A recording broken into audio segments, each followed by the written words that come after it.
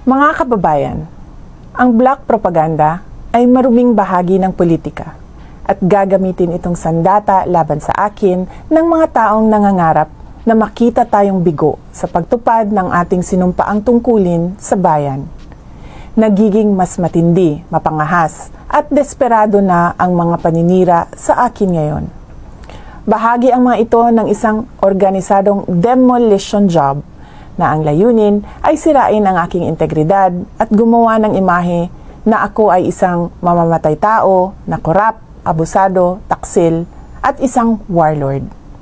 Makikita natin ito sa pag-atake sa confidential funds, pagpapalaganap ng video sa Commonwealth traffic, paggawa ng issue sa pagtatag ng security para sa opisina ng Vice Presidente, paglabas ng testigo na umano'y ako ay kaparte ng Davao Death Squad, sa malisyosong ulat tungkol sa aking mga baril at ang pambabastos sa relasyon namin ng aking asawa.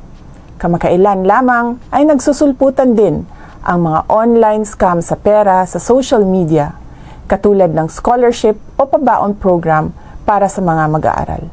Sinisiraan ako para pagdudahan, pahiyain, at panghinaan ng loob.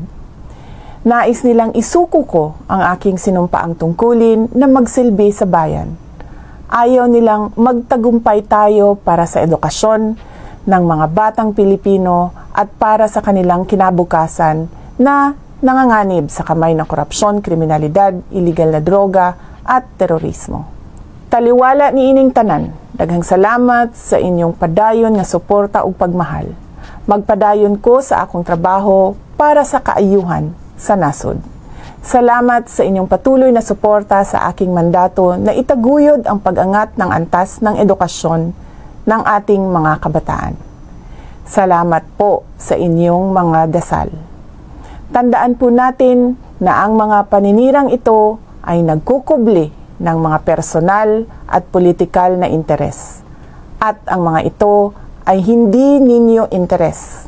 Hindi interes ng bayan, hindi ito interes ng Pilipinas.